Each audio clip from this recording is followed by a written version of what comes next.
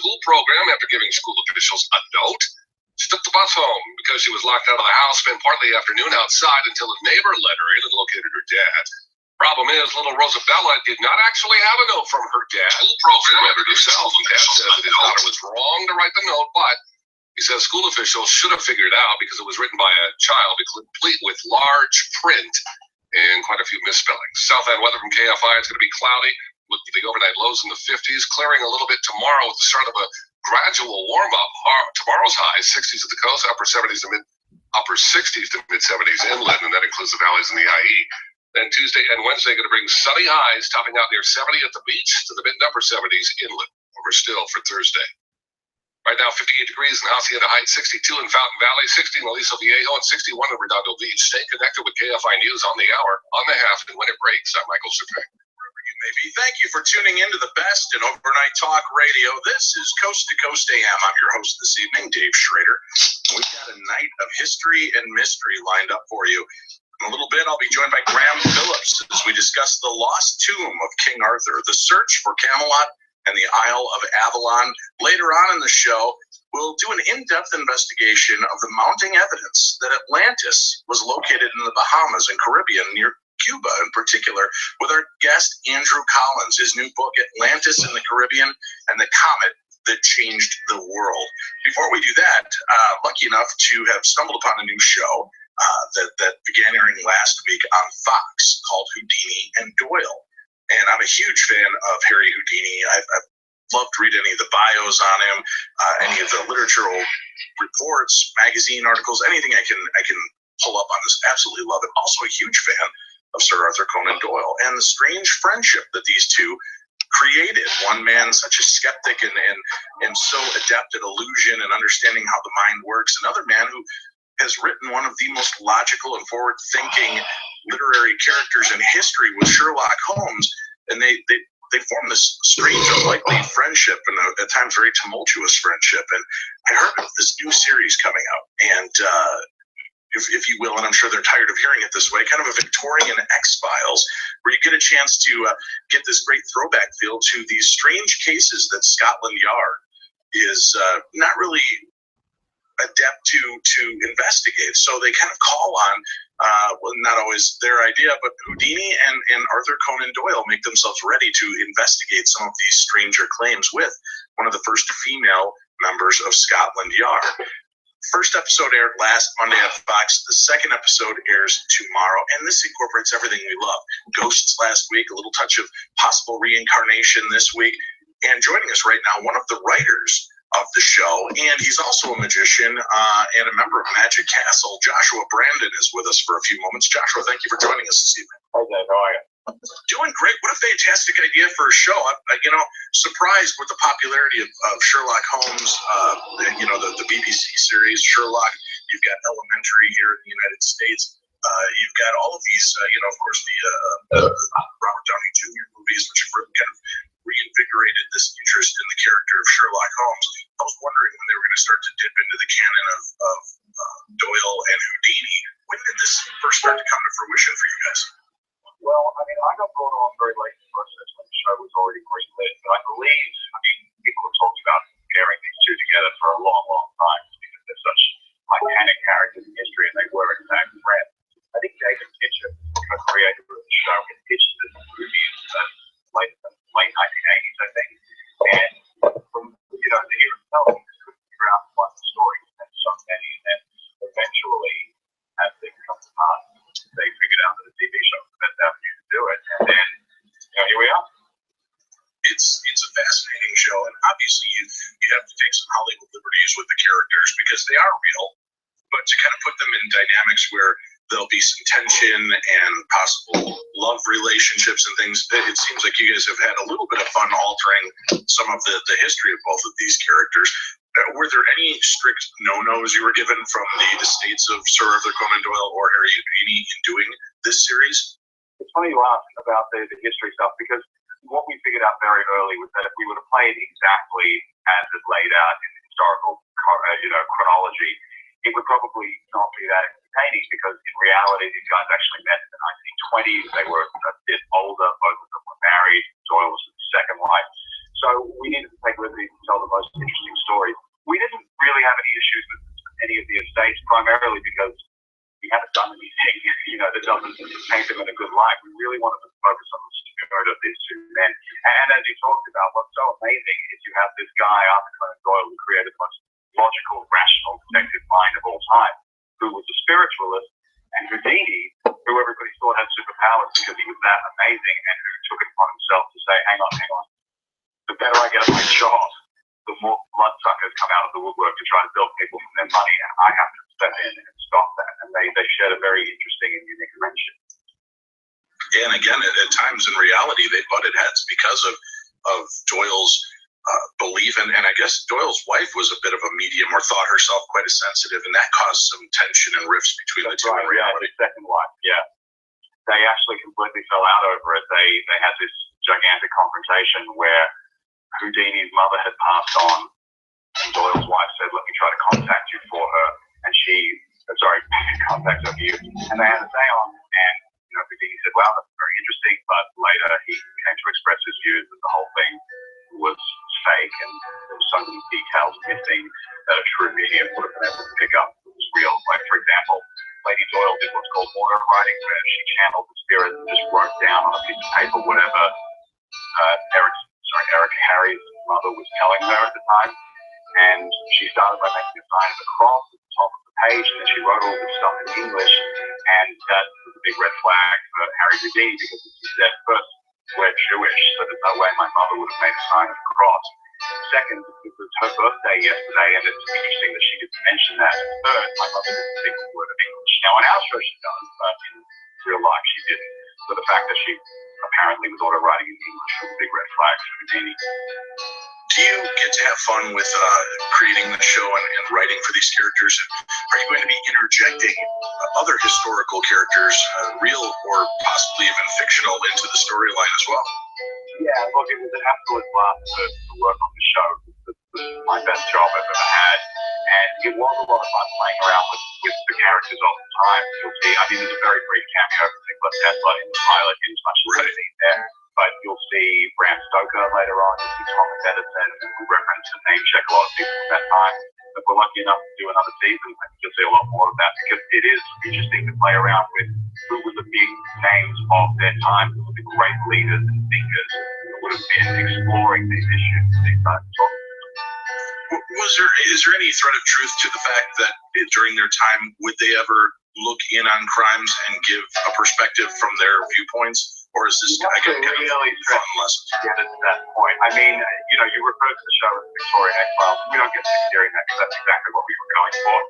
Most men had at various times worked with the police. Arthur Conan Doyle had studied a lot of police procedure, and he'd actually gone to bat for a couple of people who'd been convicted and used his expertise to get their convictions overturned.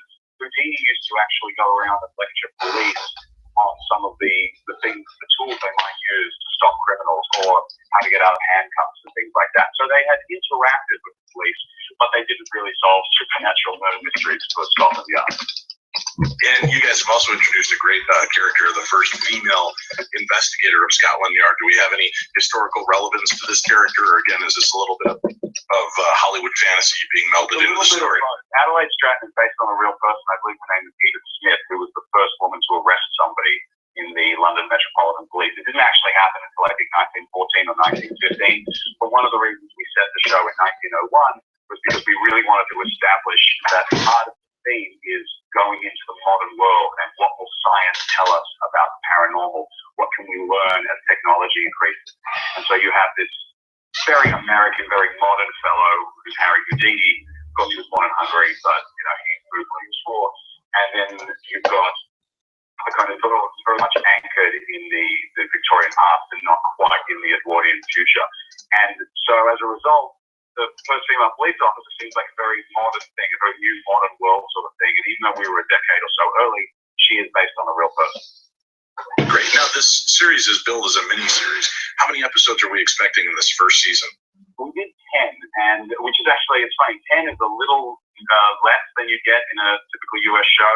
we've sort of shied away from the 22 a season. A lot of people like to do 13. So we did 10, which is 2 to 4 more than they would do in England, which is where we shot it. So it's sort of a happy medium for both sides. All right, so we'll get 10 episodes here. And how long do you have to go till they give you an idea if they're going to be looking for season 2? I don't know. As long as you guys watch it, we should get a season 2. Well, if you guys keep up the writing and acting the way you have the first 2 episodes, I can't see how this doesn't become a hit. Stephen Mangan, Michael Weston in this, fantastic. It's such a well done show, and I really enjoyed it. I really appreciate that you guys are able to do this and bring about the fun of the supernatural with 2 of these famous characters in history, and bringing them together this way is fantastic. I wish you guys a lot of success. Well, thank you very much. It's been a lot of fun, and I really think they just keep getting better and better. So definitely keep tuning in. If you want to know which one I wrote, of course you should watch them all. But I wrote episode 5, and it's very dear to my heart as an amateur magician and a Harry Houdini fan, because it's all about a medium, or a psychic, as we call her, who helps solve crimes. And Houdini is trying to figure out if she's on the level or if she's somehow involved. Great, and that is Fox. Every Monday night, you can find information and times and listings in your area, so check it out. Houdini and Doyle, a great new Victorian-era version of the X-Files. Check it out. You guys are going to love it. We need to take a break. When we come back, Graham Phillips joins us as we go on the tour for The Lost Tomb of King Arthur, The Search for Camelot and the Isle of Avalon, here on Coast to Coast AM. KFI.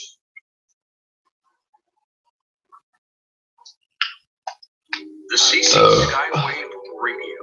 It's arrived. It's packaged in a great little container. It's Sea Crane's newest and most fun radio. The new CC Skywave is a travel radio offers up a harmless. It's fun. Short wave on that and the aviation.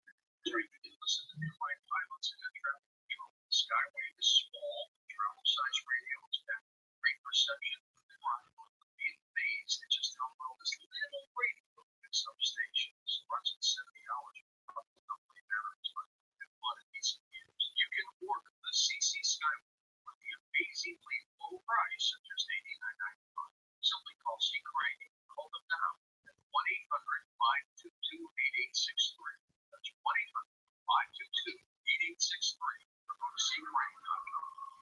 Here's an important message from the Jane Billy Hotline. If you are in arthritis,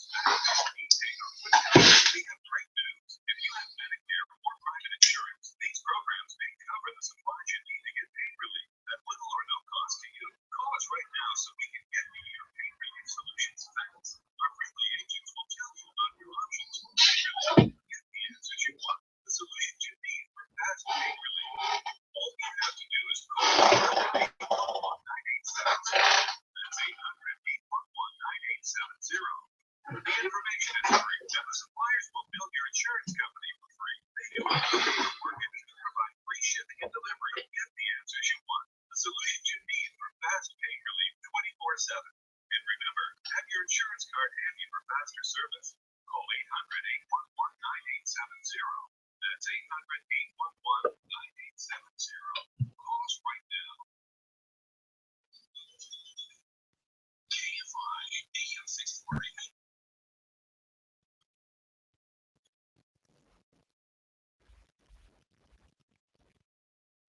Scholars regard King Arthur and his fate in the city of Camelot's a myth, nothing more than a myth. Our guest for the first 2 hours of the show, Graham Phillips, is here to walk us through his exploration and research into this topic. And he has a very story to present for us. Graham is a former radio journalist and broadcaster for the BBC. Graham is a historical investigator and the author of 13 books, including The Templars and the Ark of the Covenant, Merlin and the Discovery of Avalon in the New World, The Chalice of Magdalene, and The End of Eden. He lives in England. He's here with us this evening. Welcome to the show, Graham Phillips. Hello, Dave. Thank you very much for having me on this wonderful show. Well, I've been looking forward to this. This is a fascinating book and a great topic. King Arthur, here we go, 2016. King Arthur is still something that Hollywood loves to plumb the depths of every few years with a new movie and look at this. There's always new stories, comic books, whatever. There's always something coming out about this. Why do you think King Arthur has such staying power in the minds of the world? Well, firstly, it's pretty much this year, 1,500 years ago, since Arthur died. That is according to the oldest tradition. So it's like 1,500 year anniversary of his death, really.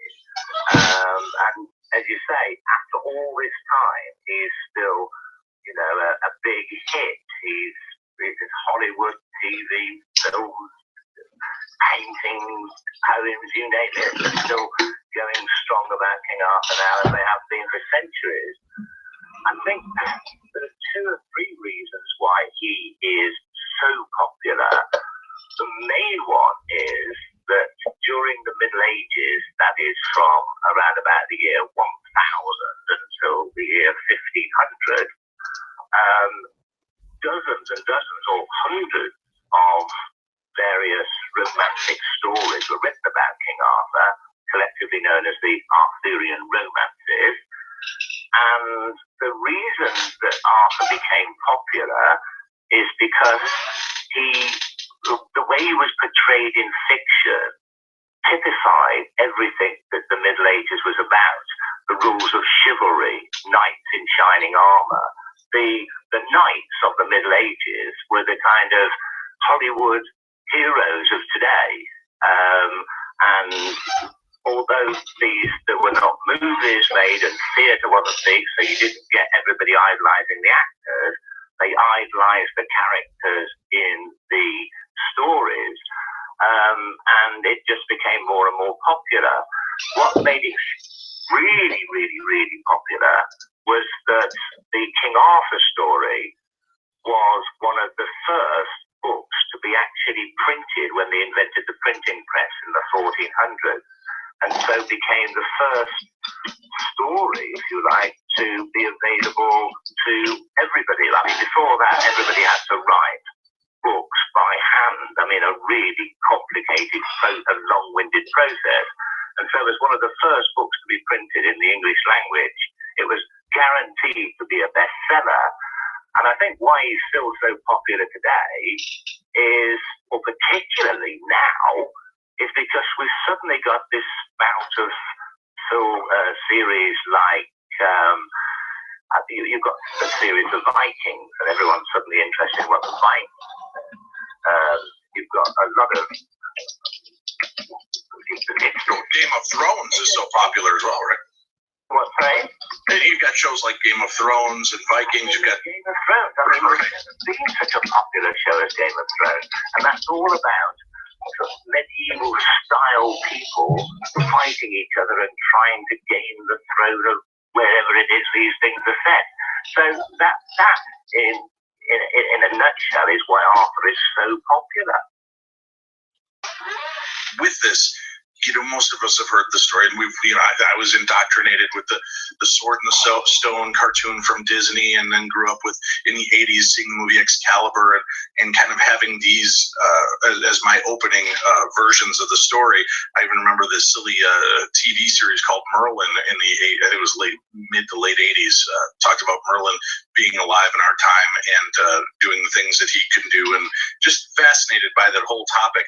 But when you look at the literature and you look at the history, when is the first reference to this fabled king, this famous king? The Arthurian romances, the fictional tales, was written in 1135 by an English bishop whose name was Geoffrey of Monmouth, and he basically put together a lot of pre-existing folklore concerning King Arthur that had been around for centuries, and turned it into an overall story, which was the beginning of the story we know today, where Arthur draws a sword from a stone to become king, that he founds the magnificent city of Camelot, that he has the wizard Merlin as his advisor. He gets involved in all sorts of adventures. The knights search for the Holy Grail.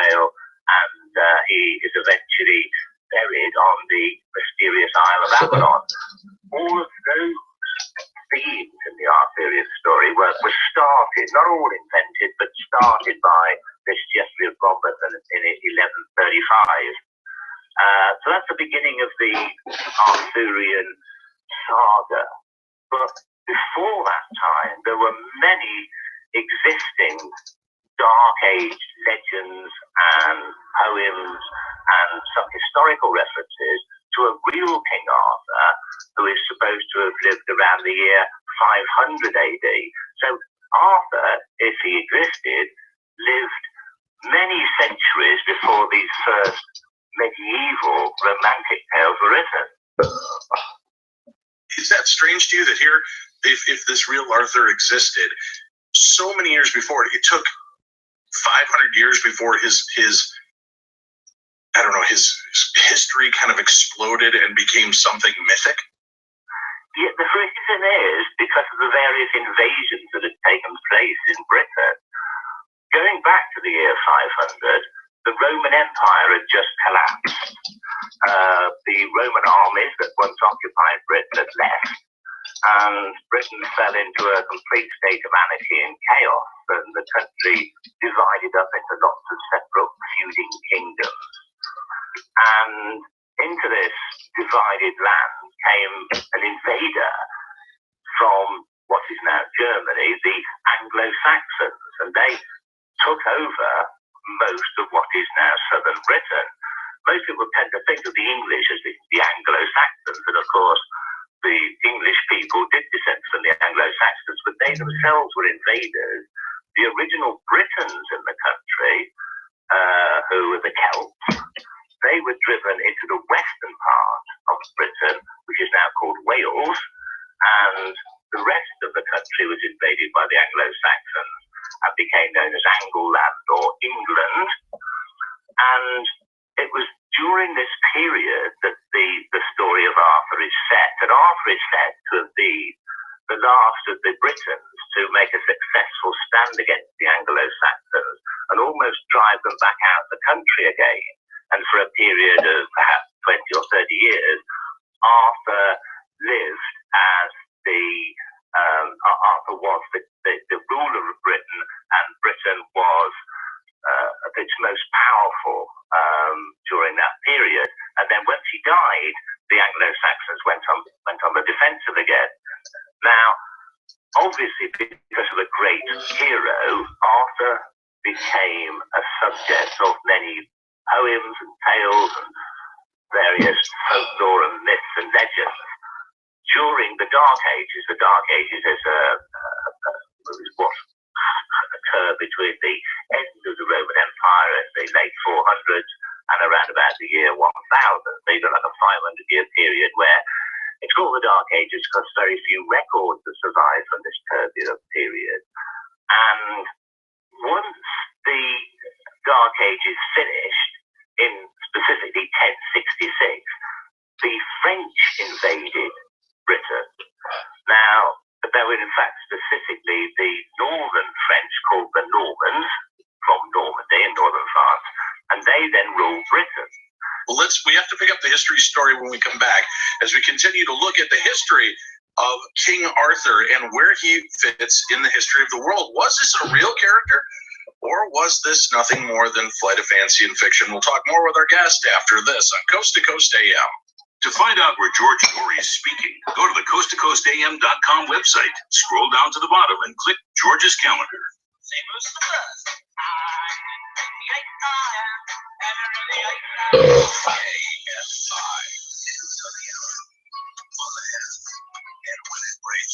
I'm Michael Surveyor of the KLI News. Routine evacuation of Fire Ravaged Fort McMurray in Canada is complete. Alberta Premier Rachel Notley says police and military have led more than 80,000 residents away from their homes as the massive fire tears through town. Drew Hefford says when the fire's out, he'll go back home. There's no doubt in my mind. And I'll be right there, rebuilding it. Rain has started to fall in the area, but officials say they need a lot more to even make a dent in that fire. It could, they say, burn for months. A small plane has crashed nose first on a roof of a commercial building in Pomona. LA County Fire says that they got the call about 5 this afternoon and transported one person to the hospital as a precaution. Apparently, there were 2 people aboard.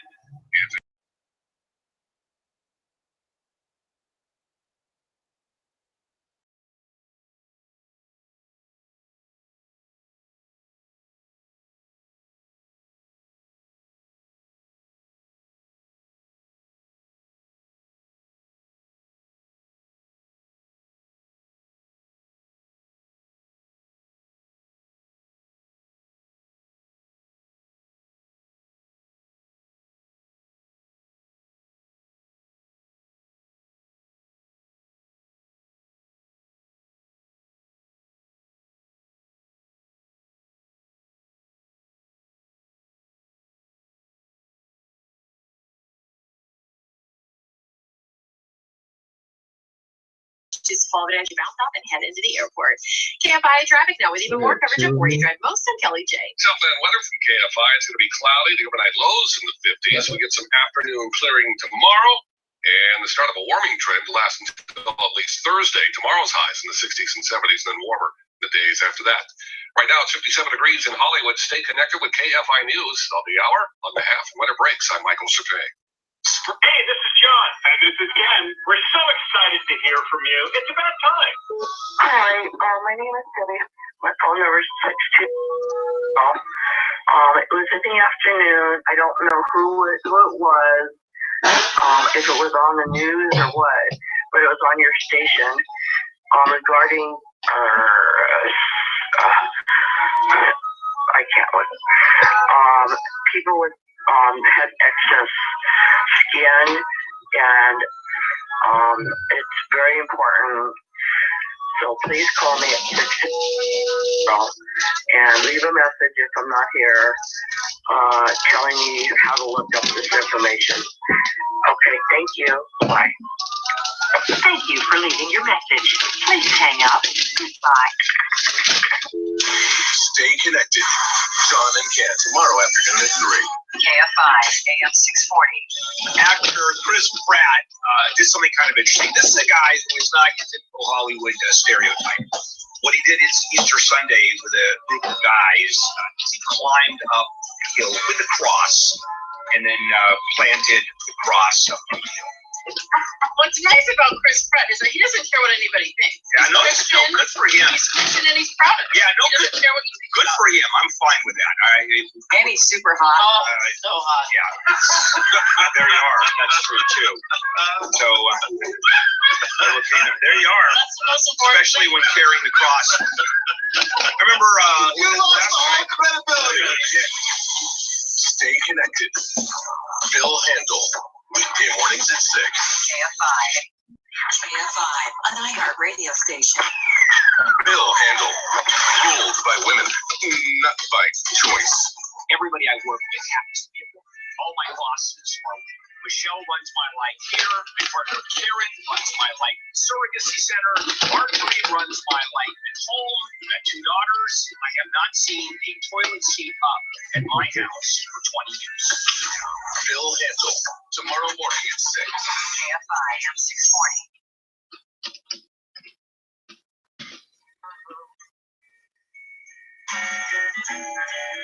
Take my hand, child, come with me to a castle I will take you,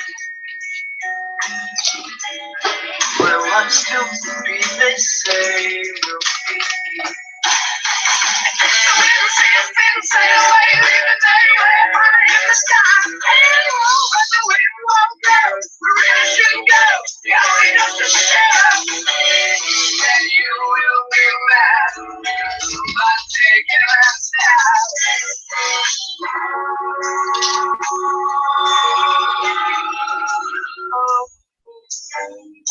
Premier Networks presents Coast to Coast AM.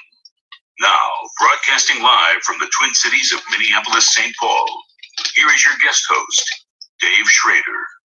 Hey, Coast to Coast AM, we have some exciting news for you. A special offer to new subscribers as a part of our Coast to Coast Insiders Club. As a special promotion during the month of May 2016, Coast to Coast AM is offering an amazing deal. That's for new subscribers to the Coast Insiders Club. You can experience full membership benefits for just 99 cents for the first month. That's right, just 99 cents for this first month. You get the last 5 years of MP3 downloads and streams of over 1,800 shows to listen to and collect. You get full audio access to recent shows via our mobile app, and over 300 Art Bell Somewhere in Time shows available on demand stream. You can chat with the hosts and special guests. We have the iTunes podcasts, and you can directly email directly to the show host. So make sure that you check it out. Become a Coast Insider. Order up now. They'll bill you just 99 cents for unlimited access to your first 30 days of Coast Insider to run concurrent with the date you sign up. And after that, your credit card will be billed at a regular rate of just $6.95 each month. It's about 15 cents a day. That gives you over 5 years of past shows. You get access to Somewhere in Time, access to live chats, all the news, all the information that's on our site. You definitely need to take a look at it and check in. While you're up there, go check out coasttocoastam.com right now. We've got some great news up there. As a matter of fact, there's some really weird stories that have been posted for you guys.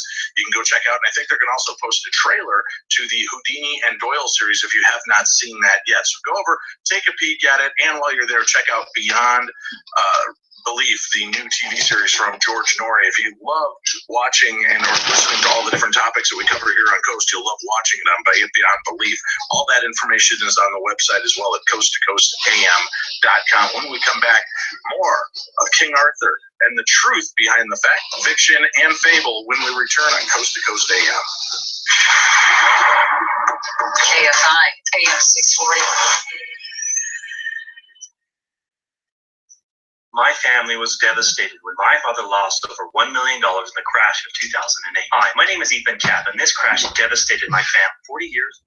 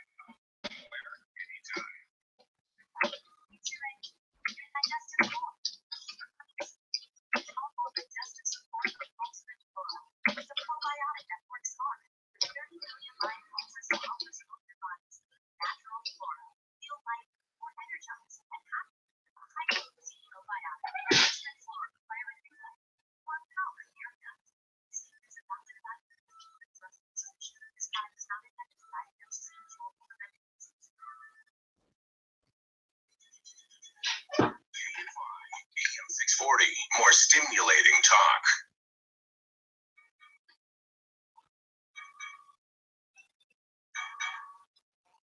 We're back at Coast to Coast AM. I'm your host this evening, Dave Schrader, and tonight we're investigating the story and the histories and mysteries behind King Arthur. Fascinating story, and something, again, that we mentioned has captured the attention of the world for centuries and continues to do so. Graham Phillips is a researcher, and his new book is out and available talking about King Arthur and the lost tomb of King Arthur. Does this exist? Is there really a King Arthur in history, or is it just an amalgam of characters and ideas and principles that were put together? Well, we're putting our guest to the test tonight to find out more information about this. What drove you to investigate and research this topic specifically for yourself, Graham? Well, back in 1979, myself and your next guest on the show, incidentally, Andrew Collins, we both started a magazine to investigate all sorts of myths and legends and the paranormal and anything unexplained. And we did that for a while. It was great fun. But we both became interested in historical mysteries, something you could perhaps really get an answer to. And one of the subjects that I really became fascinated by was King Arthur. And when I looked into all the stories that were written about him in the Middle Ages, incidentally, from what I was saying before, when these French guys took over Britain, they were descended from the people who were following King Arthur many hundreds of years before. And because they'd taken over from the Anglo-Saxons and wanted to prove themselves the rightful kings of England, they all liked the idea they were descended from this King Arthur. So they kind of created King Arthur as a medieval propaganda exercise and sponsored many English kings, sponsored writers to put together all the myths and legends that have built up about Arthur and create these romances. And I thought the whole idea was absolutely fascinating. I wanted to know whether these guys who ruled Britain in the Middle Ages were basing King Arthur on a real figure or just some fantasy. Were you afraid it was going to be hard to come across real solid evidence and information, especially 1,500 years after his death? Well, absolutely, and especially because there are very few records that have survived from the Dark Ages. But I did find that in the year 830, a British monk by the name of Nennius wrote a history of Britain, and in that he refers to King Arthur, but not in some kind of flighty way as a man who fights dragons and rescues damsels in distress, but as a real life warlord who ruled Britain around 500 AD, and that he made a successful stand against the invaders. And he just refers to him in a matter-of-fact historical way. He tells us about a number of battles he fought. He told us when he lived. And he tells us that King Arthur was a real historical figure. Now, I know this is 300 years after the period Arthur is said to have lived, but it does seem that there was, there's that for a start, as an historical record that Arthur was a real figure. So that gave me plenty of impetus to carry on the research. And as you're peeling back these layers in history and digging through and finding more and more references to this, was he always referred to as King Arthur through the writings, or did that name morph? I managed to find, the first thing I thought of doing was trying to find out if there really was a King Arthur who lived at the time he is said to have lived.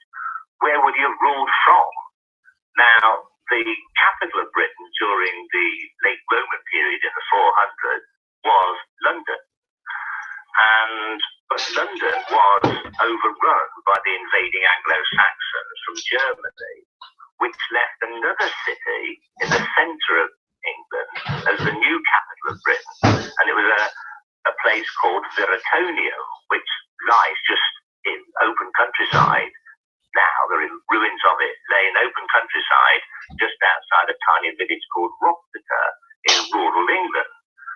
And because it's completely in open land, many of the old walls still survive from the city 1,500 years old. Archaeologists have been able to do excavations there and have discovered that at the time Arthur is said to have lived, the place was massively refortified and a new residential palace was built at the center of this city. And archaeologists believe it was the seat of a very important Dark Age warlord, perhaps the most important chieftain in Britain at the time. And records that still survive at the British Library in London tell us that the man who ruled from there was a king called Owen Sam Gwyn. Now, what's really interesting is a monk who wrote at the time, a man called Gildas, tells us that this guy had a battle name, a title. Now, it was quite a common practice at the time for important warriors to adopt or be given the honorary name of an animal that in some way represented their prowess in battle. And this man, Owen, was called the Bear. Now, if you translate bear back into the language spoken by the Britons at the time, Brythonic, the word for bear is arth, A-R-T-H. The Latin name for a bear is Ursus, which was how many of the people who were writing about the period wrote in Latin. And very often you would get these warriors who would have a combination of their Brythonic name and their Latin name put together to create their title. So you'd get Arth and Ursus, Arthursus, which could easily have been shortened to Arthur over the years. So the answer is that at the time that Arthur is said to have ruled from the most powerful city in the country, a man called Arth or Arthursus did rule from the most powerful city in the country. So, yes, I found a man called Arthur.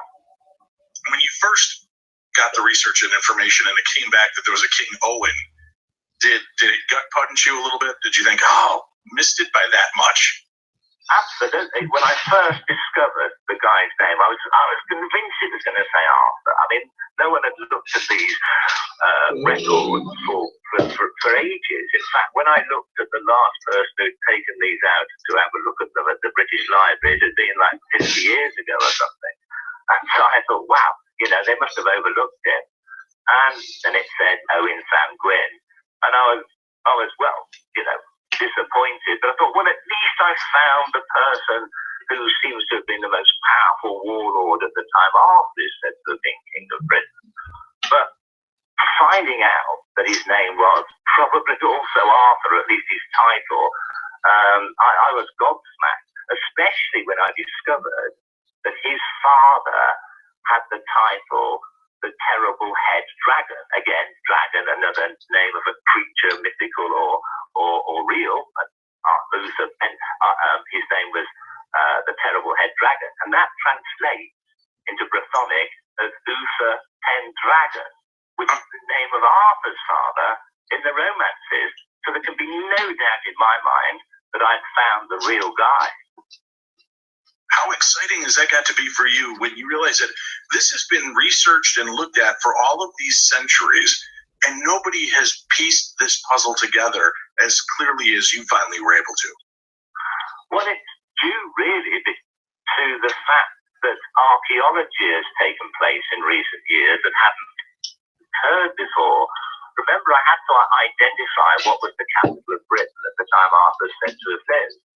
And until over the last 20 years, no archaeological work had been done at this city of Myriconium to discover that it was the major city in the country in 500 AD. So I was lucky to be doing my research just as the latest archaeological evidence was coming out. But a bit more than that is that, remember, Owen Sam Gwyn is recorded quite often at that period of history, but people were not associating him with Arthur. They were looking for a man whose real name was Arthur, where in reality he'd gone down in history under his title. I mean, it wouldn't be the first time a person had gone down in history under his title. The famous Mongol warrior Genghis Khan. That is actually a title meaning universal ruler. His real name was Temujin. You ask most people, have you ever heard of Temujin? They'll say no, but they've all heard of Genghis Khan. And the same thing had happened with Arthur, except that nobody had put this together. That has to be so exciting for a researcher and historian interested in the mysteries, that you see these pieces starting to come together and form a cohesive gel. Explain one thing to me. The idea of king, a lot of us, especially in America, we think of King of England, that would be one person. You were mentioning that there were multiple kings at that time that reigned over different provinces or areas. How does that work? Was there truly a king of England, or were these like mayors or governors that ruled over these smaller lands? It seemed more like mayors or governors. I mean, each of these kingdoms was about the size of an American county, so they weren't huge. There was many of them throughout Britain. But what this historical Arthur seems to have done is to have become their overall leader, their commander-in-chief. he commanded their armies. And I mentioned this Mumnedius, who talks about Arthur in an historical context. He refers to Arthur's title as the Dux Bellorum, which basically means leader of battles. And he says that Arthur at that time fought with the British kings, but he himself was their leader of battles. So he is kind of high king. So he brought these warring factions together, these groups, so that they could stand united against invaders and against others. He was doing what nobody else had been able to do up to that point. Well, they'd all been fighting each other. Right. And this is what allowed the Anglo-Saxons to start taking over the country bit by bit. It also allowed the people from Scotland in the north of Britain, which had never been part of Roman Britain, to start to move south and start conquering places up there. And the Irish, from across the Irish Sea in the west, they began to raid the coast in the west of England, in the west of Britain. And so they were fighting a battle on more than one front. But the reason why they were so weak is because they were continually squabbling with each other. Now, somehow, this man Arthur managed to unite all these kings to fight as one unit during his lifetime. This is partly because, I suppose, that the city that he ruled from was right in the centre of England. Now, this probably gave rise to the legends of Camelot. Incidentally, the word Camelot was invented in the Middle Ages by a poet who had to come up with a word to rhyme with Lancelot. So we know that whatever the place was called, it was not Camelot. And the early references all say that it was the most powerful city, although it seems to have been forgotten what its name was. But as he ruled from a place right in the centre of Britain, it gave him a strategic advantage. And he obviously knew a lot about the tactics of warfare. And somehow this remarkable man, and only during his lifetime, did he unite the Britons to fight against the Anglo-Saxons, because once he was dead, around about 1,500 years ago, perhaps to this very year, once he died, the Anglo-Saxons went on the assault, on the offensive again, and all these different kingdoms started squabbling with each other. Are there pretty significant records for these other leaders from that time era as well? Or have they fallen to the wayside because of history and other rulers coming in and taking out and seeming to wipe out that past history for their new version? Well, we know a number of them because these records survive in the form of Dark Age family trees. But we don't know too much about them. But we do know there is historical record of a man who was ruling Britain immediately before Arthur, well, he didn't actually rule Britain, but he was gradually beginning to bring these various warring kingdoms together, or started the work that Arthur completed. And he's recorded at the time as being a man called Ambrosius Aurelius. And he seems to have been one of the last Roman commanders to live in Britain. He was actually descended from the Roman emperor. And he united the country gradually bit by bit. And the way he was able to do this is when the Roman Empire collapsed at the end of the 400s in Europe, the last of the legions fled across the sea to the island of Britain. So the rest of Europe was overrun by barbarian tribes and the whole thing fell apart. The Roman Empire was gone. But the last of the Roman soldiers came back to Britain, led by this man called Ambrosius Aurelius. And this is what this organized, fully trained army was what gave him an advantage to start beating the invader. And for some reason, he had to retire, or he was wounded, it was too old, and he seems to have given way to Arthur, and then Arthur completed the work.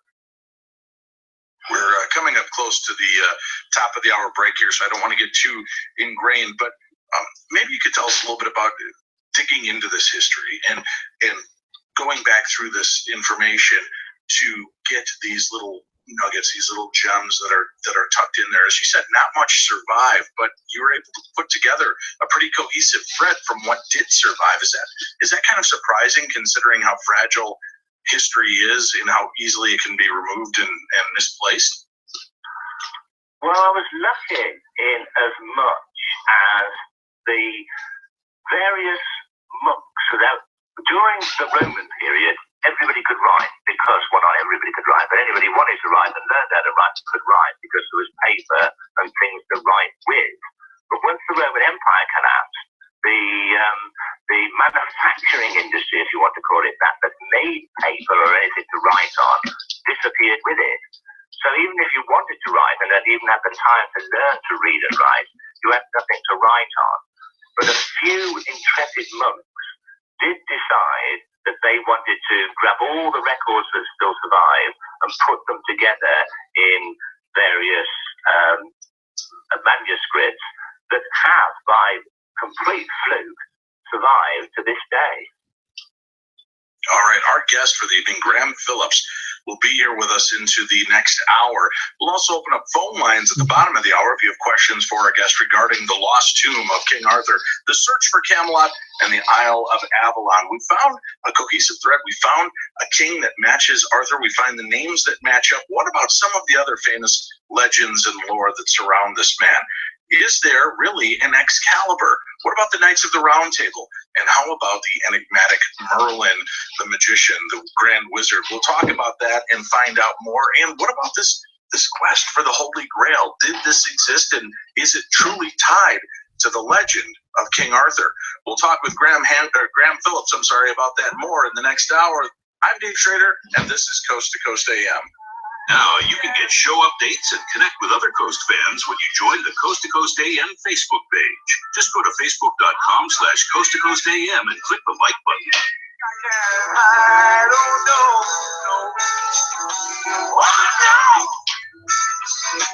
Oh no.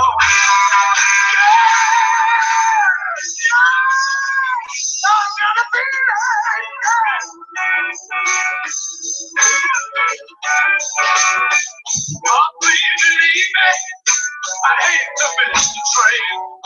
KFI AM. Hey SoCal, it's springtime, which means it's Toyota time, which also means it's time to save big at your Southern California Toyota dealer. Right now, get 0 APR on 10 Toyota models, including the 2016 Camry, Corolla, RAV4, Sienna, and even the all-new redesigned 2016 Prius with its enhanced driving dynamics and even better MPG. That's right, get 0 APR on 10 Toyota models. But don't wait, springtime won't last long, and neither will these Toyotas. For all current offers, visit buyatoyota.com or just head over to your local Toyota dealer to test drive one of our 10 models today, including the legendary Camry.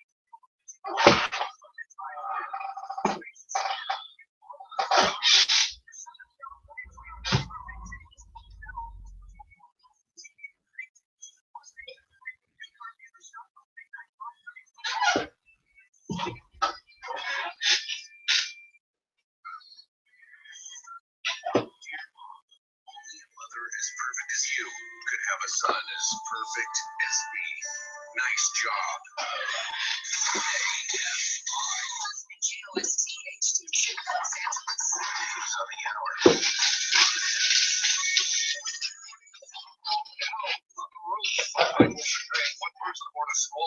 That crashed nose first onto the roof of a building in Pomona has been taken to a hospital as a precaution.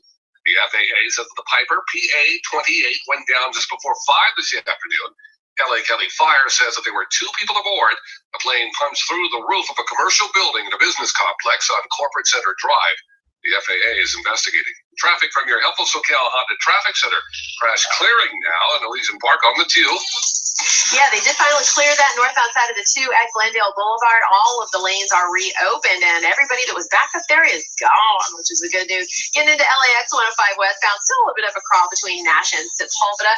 And if you're heading through West Covina on the 10 westbound at Villa Verde, they're working as clear a stall out of the right-hand lane, but no delays there. Through Dana Point, another stall on the 5 and northbound right at PCH, taking away that right-hand lane, but again, check out the SoCal Honda traffic cam. No problem getting through there. Downtown LA, seen some slowing on the 101 northbound between the 10 and Echo Park Avenue. KFI is the talk station with the most frequent traffic reports. I'm Kelly J. Donald Trump is angry at fellow Republicans for ignoring the pledge to eventually support the Republican presidential nominee. So Jeb Bush is not an honorable person. Lindsey Graham is not an honorable person. Because when you sign a pledge, that's supposed to mean something, right?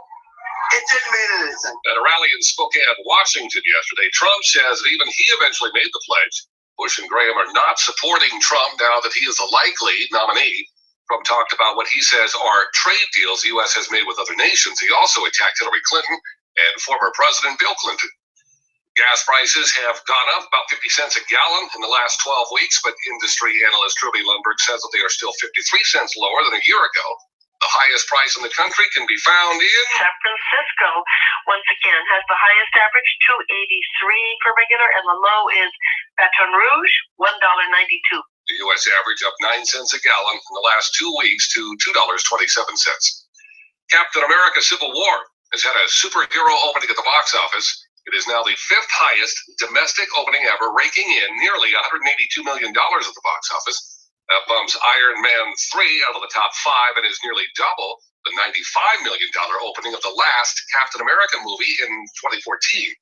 Disney's The Jungle Book was a distant second with $22 million in ticket sales. Mother's Day, The Huntsman, and Keanu round out the top 5. Tickets go on sale tomorrow for a classic rock reunion. The Desert Trip concert will feature some of the biggest names in classic rock. The promoter has confirmed the Rolling Stones, Bob Dylan, Paul McCartney, Neil Young, The Who, and former Pink Floyd frontman Roger Waters for October 7th, 8th, and 9th at the Empire Polo Grounds in Indio. Tickets start at $199 for a day pass, up to nearly $1,600 for 3-day reserved seating. It's the same venue as Stagecoach and Coachella, but with aging fans expected to rock out. It's already been nicknamed Old Chella. Terry Anser, KFI News. She says she was trumped by the governor. 1975. In June of 75, the Bee Gees released the LP Main Course, featuring a more dance-oriented sound, and delivered 3 hit singles, including the #1 Jive Talking. In July, Fleetwood Mac shake things up. They add Americans Lindsey Buckingham and Stevie Nicks to the lineup and have a #1 album. And Wings released the album Venus and Mars, which goes to #1. Their U.S. tour features Paul McCartney's first live appearance in the U.S. since 1966. Love is fine for all we know. For all we know, love will grow. That's what the man said.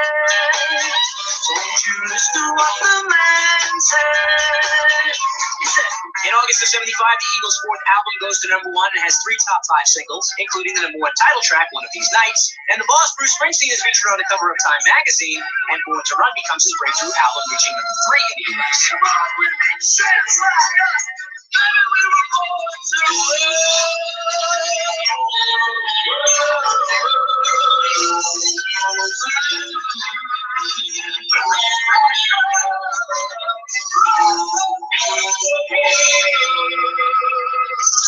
Keep listening to iHeartRadio for more from 1975. Coming up.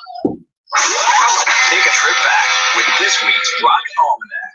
In 1972, Elton John releases the iconic Rocket Man album. This week in the year 2000, Rod Stewart undergoes a 1-hour throat operation at Cedars-Sinai Medical Center in LA to remove a growth on his thyroid. It turns out to be benign. In 2006, Pink Floyd hits a mind-boggling 1,500 weeks on the Chart Toppers charts with its record-setting 1973 album Dark Side of the Moon. And also in 2006, the Rolling Stones call off their forthcoming European tour after guitarist Keith Richards suffers a mild concussion and winds up undergoing emergency brain surgery. There's your look back at this week's Rock Almanac. How many times have you met Vince Scully? Once. Yeah, once for about 2 seconds. And I got thrown out. I was at the was the World Series? No, it was a playoff game. It was a playoff game. I think it was back in 1985. And I knew a guy who knew somebody in the press box, and he got me in the press box. And they won a game like in extra innings, or they got a home run late in the game that meant something. And I started, I was clapping, and I'm like, yeah, it's good. And everybody looked at me and goes, that guy's got to get out of the press box. And they threw me out of the press box for that. And that was Vince Scully, so that guy's got to get out? No, Vince Scully didn't say that. But everybody else, because I think it was against the Yankees. I think it was 1981 against the Yankees. Dodgers did well, and I started clapping and yelling. and everyone turned around and go, that guy's got to get out of here. Because you're not supposed to root for anybody in the press box. I didn't know that. Stay connected. Tim Conway Jr. Weeknights at 7. KFI AM 640. A woman in Maine had her heart set on taking home a stray Jack Russell Terrier. She says she'd been talking with the staff at a shelter about adopting the dog and was waiting until the dog became available for adoption Wednesday. She'd even take the day off to be first in line. But she says that her dreams were dashed when Republican Governor Paul LePage stopped by the shelter Tuesday and adopted the dog himself. The shelter says they thought it would be good publicity to have the governor adopt a dog, but the woman says she feels like she's been lied to. Southland weather from KFI, looking for the lows tonight to stay in the 50s for the most part. And we get clearing in the afternoon tomorrow. Start of a gradual warm-up. Highs tomorrow, 60s at the coast, upper 60s to mid-70s inland. And then Tuesday and Wednesday is going to bring sunny highs topping out near 70 at the coast, all the way to the mid and upper 70s inland. Warmer still for Thursday. Coastal highs in the 70s, all the way to the low 90s for the valleys and the Inland Empire.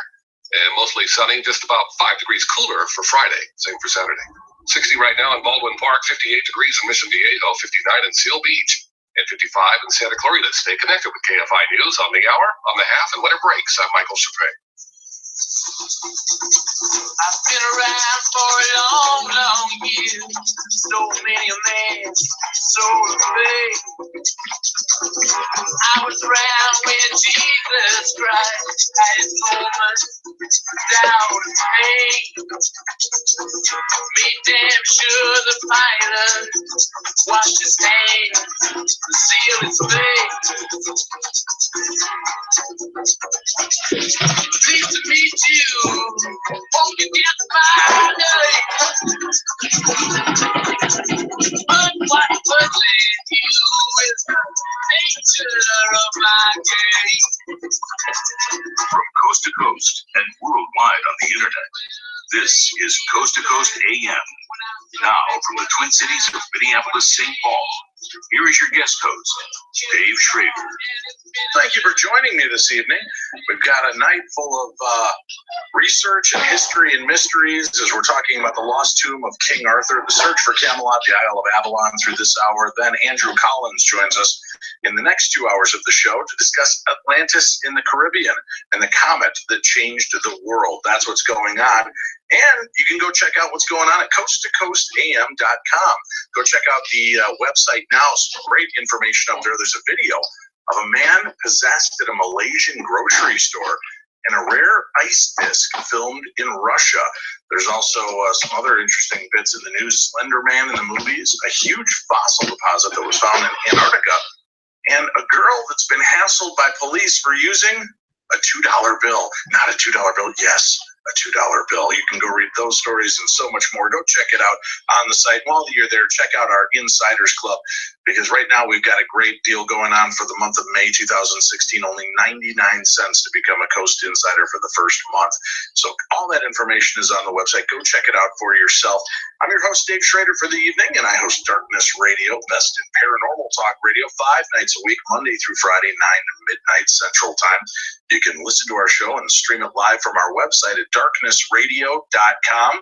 And then keep tuned in, because as soon as we wrap up from midnight till 4 a.m., George Norrie and Coast to Coast continues your journey. We're going to take a quick break. When we come back, we're going to delve into more of the history and mystery of King Arthur. We now know that this king, this reported king, did exist. We have names that match. We know the histories and the locations of where King Arthur ruled. What about some of the other stories that surround him? The Knights of the Round Table, Merlin, the Holy Grail quest, Excalibur. With us right now, we do have Graham Phillips. Graham, I'm just curious, before we go to the break, what about the Knights of the Round Table? I mean, that was such a fascinating aspect of the whole story, this kind of camaraderie, this brotherhood of men that joined together and would follow their king into the depths of hell. Do we know if this truly existed? Well, the Knights of the Round Table, as they're portrayed in the romantic story, didn't exist in the historical Arthur period. I mean, they are always portrayed as knights in shining armor fighting with broadswords and lances. That was a medieval style of fighting. Those sort of people didn't exist back in 500 AD. the real King Arthur would have been a Roman-style soldier. They'd have worn Roman-style armor. And instead of living in great big castles like Camelot is portrayed, they'd have lived in fortifications with earthen banks and timber stockades around them. So it would have been very different. But the possibility that the Knights of the Round Table existed in some form is that the Celtic warriors of Britain at the time Arthur is said to have lived used to, when they met, they used to sit in a circle around a cauldron, which would be bubbling some kind of brew that they'd all share together. And the idea was that if it was a circle, nobody could be seated at the head of the table, so that if you've got a load of separate kings of different areas sitting in a circle, no one can say I'm more important than the other. And I think this was where the theme of the round table came from, that in medieval times, of course, was an actual physical table with knights sitting around it. So, yes, I believe there would have been warriors of a circle, if you like, that became the Knights of the Round Table in legend. Did knights like Lancelot and Galahad exist? I know that you said in the romanticized poems they came up with the term Camelot for the town so that it would rhyme with Lancelot. Does that mean that Lancelot was also a work of fiction? Lancelot himself, there's two possibilities. One, Lancelot was already a character in his own right and had all his own stories written about them, and he was like added on. It's sort of like now in the DC comics, you get Batman added onto Superman, and then you get the Green Arrow coming in, all separate figures, all associated with the same saga. So Lancelot may have been added from outside, but back at the time Arthur is said to have lived, there was a mythical hero, possibly based on some ancient god, whose name was Lord of the Silver Lance. Lancelot, Silver Lance. It's a possibility that Lancelot may really have originally been some sort of mythical hero that was added onto the Arthur story in very early times. But one of the characters we'll talk about in a minute, as you said, is Merlin, and he really does seem to have existed. All right, we'll take a break. We'll come back and find out about the magic man himself, Merlin, right here on Coast to Coast AM. KFI AM 640. Are you living with pain? So is Lisa, a brave Marine. After surviving an explosion, I was on horrible painkillers. I tried 1 hour pain relief, and now I'm pain-free all day without dangerous side effects. And it works in less than 1 hour. Try free for 1 week and make shipping with no automatic shipments. Call 800-388-10 right now or visit onehourpainrelief.com. That's 800-388-10. 800-388-10. Geico applauds your inner energy seeker. Geico gives a hearty pat on the back to the part of you that just wants to get out and ride your motorcycle, to take to the open road, and let the wind and bugs fly your way. In fact, bring on the bugs. They can't stop your quest for highway enlightenment. Geico insures not only your car, but also that fine-looking white wheels with a custom-tailored policy and the best rates for you. So next time you set up for adventure, be sure to take Geico along for the ride. Geico Motorcycle. See how much you would save.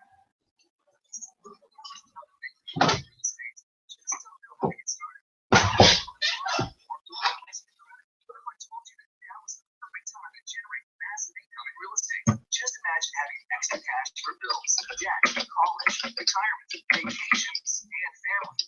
Go to unlimitedfundingnow.com. We'll rush your exclusive real estate success kit for free. We'll teach you how to buy income properties without using any of your own money or credit. This system shows you how to get in, get out, and get paid fast. Best part is, no fixing of houses and no headaches. You don't even have to step foot in the bank. You can get started on your path to making money in real estate by going to unlimitedfundingnow.com. This comprehensive kit is valued at over $97 and is yours free. That's right, free. Just cover a small shipping fee. You have nothing to lose and everything to gain. Go to unlimitedfundingnow.com. That's unlimitedfundingnow.com. KFI AM 640, more stimulating talk.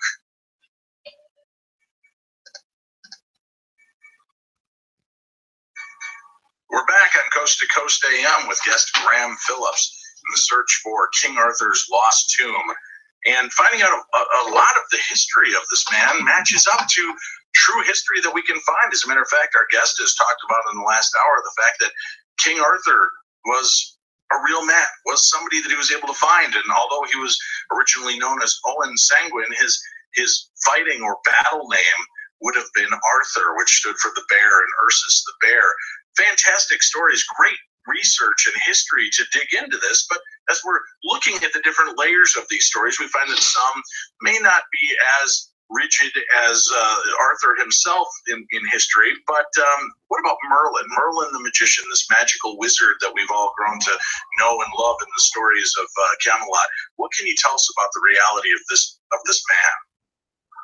Well, when I was looking into the various myths and legends associated with Arthur, one of the ones I thought was the least likely to have any basis in fact was Merlin. I mean, this magician is supposed to do all these amazing things, but it seems that he was indeed based on a real figure. Remember earlier I was talking about this man, Ambrosius Aurelius, who was the last of the Roman generals, if you like, who started to unite the British just before Arthur's time.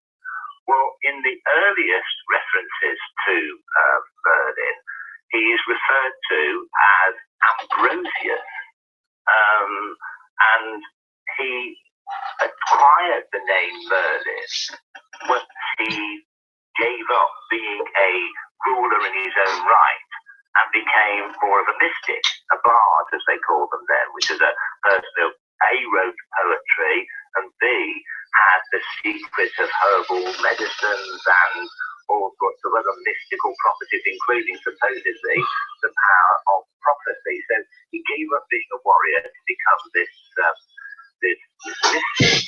Now, the name Merlin is yet another of these honorary names. It means an eagle. In fact, there's still a bird of prey called a merlin today. Now, again, this is another reason why a lot of these figures haven't been discovered before in history, because people have been looking for their real names and have forgotten about the tradition of being given titles of animals. Now, Merlin, it seems from what my research suggests that when Ambrosius stopped being leader of the Britons, we're not told he didn't die, he simply disappears from history. And at that same time, we've then got references to this wandering mystic called Merlin. Now, in the story of Arthur, Merlin is the real power behind the throne. It's him who gives Arthur the sword Excalibur. It's him who advises Arthur what to do and teaches Arthur how to win battles. Now, if he was this real Ambrosius Aurelius, which I am convinced he was, then the fact that he was a Roman general, the last of the great Roman generals, and had a couple of legions under his command, then once he retired, he could have taught the historical Arthur exactly how to go about defeating the enemy. So, yes, Merlin seems to have been real. All right, you mentioned Merlin and you mentioned the gift of Excalibur. Now, this is fascinating. And remember, again, this is the way I was brought, Sword in the Stone, the whole idea of a young Arthur being worthy and drawing that sword from the stone that had been plunged there during battle, waiting for the next worthy man to take control of the kingdom. What can you tell us about the legend of Excalibur? Well, the first thing, and it's a misconception, is that the sword that was taken from the stone is not the same as the sword Excalibur. Arthur draws a sword from a stone in order to become king in the legend. He then when he becomes king, we're not told what happens to that sword afterwards, but when he becomes king, Merlin takes him to this mysterious nymph-like creature, this woman, this kind of half mermaid, and she is the one who forges and gives Excalibur to Arthur, and it allows him to be undefeated in battle. Now, the story of Excalibur is something that I thought might that's going to be, but it seems not. It could have been based on real events, because in the story of Arthur, when he lies dying, he gives one of his knights Excalibur and he tells him to throw it into a nearby lake.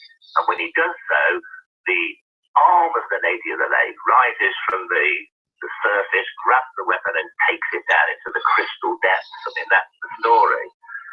Historically, we know from Roman writers that the Celts of Britain had a practice that during a funeral of a important person, a king, their sword would be thrown into a sacred pool or lake as an offering to a water goddess. And the water goddess of the Celts of that time is known as Viviana. And the name of the Lady of the Lake in the Arthurian legends is Vivian. So in other words, the story of the Lady of the Lake probably came from a real practice of when Arthur was dying, when he died during his funeral rite, his sword was thrown into a sacred lake. And we know that this really happened because archaeologists have excavated the beds of dried up lakes that were sacred in Celtic times and have found that there are many precious items that have been thrown as offerings to a goddess for safe passage to the underworld or whatever. And amongst these are many swords. So the story of Excalibur could very well have come from that. As we're talking about the famous legends, and we've talked about Lancelot and Galahad and the king and the knights of the Round Table, Excalibur, Merlin, what about the love of Guinevere? Was this just another machination for the love stories and the poems and the romantic fantasies that were created later on? Well, Arthur does have a wife, and in the earliest references, she's actually called Ganumara. Guinevere seems to have been tagged on to the story at some point during the Dark Ages, when, remember, most of the stories were handed on by word of mouth. She seems to have been tagged on, was originally a goddess. The name Guinevere means white spirit or white lady, and she was an important goddess of the ancient Celts. And it seems that stories associated with her, she's, apart from being a goddess of healing, she's also a goddess of battle and a goddess of victory. So it seems that somewhere along the line, perhaps Arthur's dedication to this goddess became confused with his dedication to his wife. But sadly, we know very little about the women of Arthur's time because history tends to only record what men did in those days. Hence the term his story, right? Let's talk about the tomb. And I know we're going to open up phone lines for people that have questions for you. This is the big part of your book, the lost tomb of King Arthur and the search for Camelot in the Isle of Avalon. You believe that Camelot was this large city, this town that he was in charge of. That was his Camelot. What can you tell us about the tomb? Has there been a tomb uncovered that seems to be pointing in all directions to actually being that of King Arthur? Well, near the ruins of Thuriconium, which I believe was his Camelot, which anyone can visit today. It's open to the public. You can see all the old walls that still survive. I looked into various records concerning that and found something which I think had been completely overlooked by previous historians. It's a manuscript that survives in the Library of Oxford University, and it's a war poem that was written in the early Dark Ages, somewhere around 650, and it refers to the burial site of those kings who ruled from Thuriconium. And it talks about the first of them, Owain Thangwyn, the man who I believe was Arthur, being buried at a place called the Churches of Vassar. Now, I looked at the map in the area around where Thuriconium is, and just a few miles to the north, there is a village still today called Bath Church. Bath Church, Churches of Vassar, surely it had to be the same place. There's nothing anywhere around there that sounds anything like that. And just outside this village is a hillock that was once surrounded completely by a lake. Now that some of that lake has dried up, but the hillock still survives, and it was fortified in the Dark Ages. A certain amount of archaeology that's been done there has shown that it was ringed with defensive embankments. seems to have been used for ceremonial purposes, and this ancient poem tells us that this is where the kings of Thuriconium were buried, including Owen Sam Gwyn. And Owen, it seems, according to the poem, was buried in an acre of land called Travail's Acre on this island in the middle of this lake. And there's only one place there that matches that description. And I managed to organize a geophysics survey. What that is archaeologists use state-of-the-art equipment like ground sensing radar to look under the soil and find out what's down there without the need to dig. And they discovered that right in the middle of this acre of land, which I believe is this Travail's Acre, there is signs that there was a pit dug, a circular pit, about 6 feet wide and 6 feet deep, which is exactly how people were buried, or important people of high status were buried 1,500 years ago in a circular pit.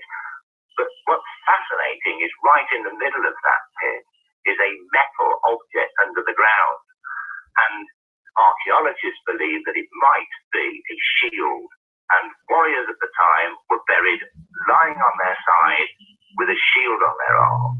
So it fits exactly with a burial of the period Arthur existed, and it's in exactly the place that we're told that Owen Sam Gwyn, the historical Arthur, was buried. So I think I found his tomb.